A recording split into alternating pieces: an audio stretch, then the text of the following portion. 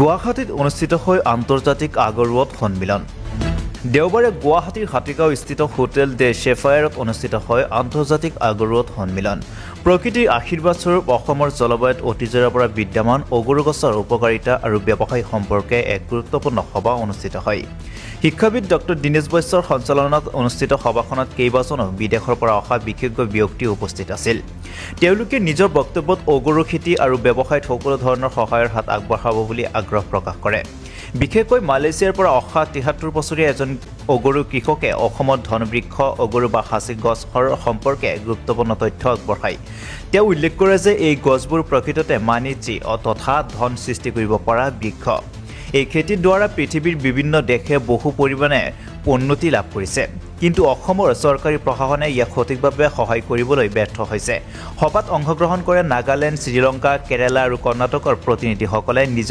দেশত অগৰু খেতি আৰু ব্যৱসায়ৰ সফলতাৰ অভিজ্ঞতা সম্পৰ্কে বক্তব্য প্ৰদান কৰে About the program today was superb. I managed to impart certain things that I think everybody needs to be enlightened about this cultivated agarwood, because I see that cultivated agarwood here, although in India there were almost 140 million trees, there are still a lot of loose ends to be tied up, because you can monetize and you can make this into a very big industry in the final region. So today I'm very happy because I managed to impart some knowledge, although not all. I managed to impart some, and people are very happy with it. I hope to be able to share more in times to come, maybe through the social media, or maybe through your visits to my place, or maybe I can come here again sometime. I'm very happy today.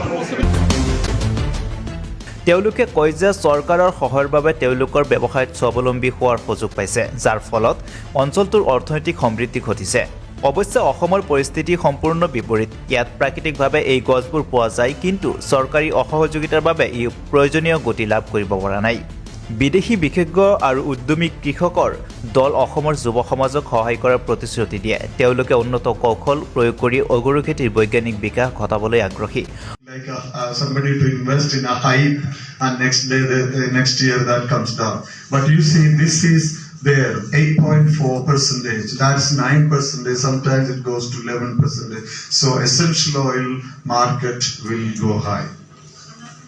So that's a learning from this one. There is opportunity. There's luxury goods market, the cosmetic. Say, you see the correlation. Essential oil market is going up. The fine fragrance market is the same rate at which it is. অসমৰ সম্ভাৱনাপূৰ্ণ খেতি উদ্যোগবোৰৰ চৰকাৰী বাধাৰ সন্মুখীন হোৱাটো দুখজনক যুৱ সমাজৰ উন্নতিৰ বাবে যদি প্ৰয়োজনীয় সহায় আৰু সঠিক নীতি প্ৰয়োগ কৰা হয় তেন্তে অগৰু আৰু হাঁচি খেতিয়ে অসমৰ অৰ্থনীতিৰ এক নতুন দুৱাৰ মুকলি কৰিব পাৰে বিদেশী দেশৰ অভিজ্ঞতা আৰু তেওঁলোকৰ সহায়ক হাতকে যদি সঠিকভাৱে ব্যৱহাৰ কৰা হয় তেন্তে অসমও এই খেতিৰ জৰিয়তে সমৃদ্ধি লাভ কৰিব পাৰে কিন্তু ইয়াৰ বাবে চৰকাৰ আৰু প্ৰশাসনৰ সদিচ্ছাই হৈছে প্ৰধান শৰ্ত গুৱাহাটীৰ পৰা ইক্ৰামুল হকৰ ৰিপৰ্ট দ্য ক্ৰছ টাইমছ আজি ইয়াতে এটা বিৰাট ডাঙৰ অনুষ্ঠান হৈ গ'ল মই ভাবোঁ I am not a agar farmer not a agar producer not a agar trader মই আগাৰৰ একো কাম নকৰোঁ খেতিও নকৰোঁ প্ৰডিউচো নকৰোঁ বিজনেছো নকৰোঁ বাট আই এম এ কেটালিষ্ট হিয়াৰ আজি মই আমাৰ অসমৰ বহুত মানুহ আহিছে নাগালেণ্ডৰ মানুহ আহিছে মণিপুৰৰ আহিছে আগৰতলাৰ পৰা আহিছে এই চব মানুহ ইয়াত লগ লাগিছে মালয়েছিয়াৰ পৰা আহিছে শ্ৰীলংকাৰ পৰা আহিছে ফিলিপাইনছৰ পৰা আহিছে it's a big international conclave আৰু ইয়াতে আমি details agar business agar plantation agar distillation agar marketing এই গোটেই কথাবোৰ ডিছকাছ কৰিছোঁ and we have form A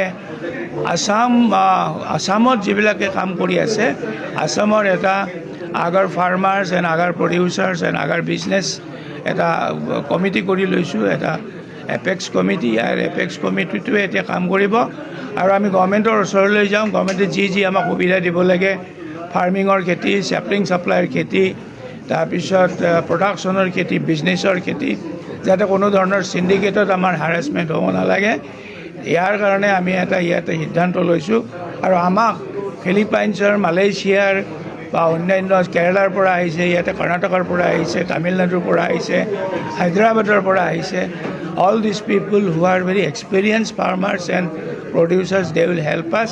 And this is almost a red letter day today in Assam.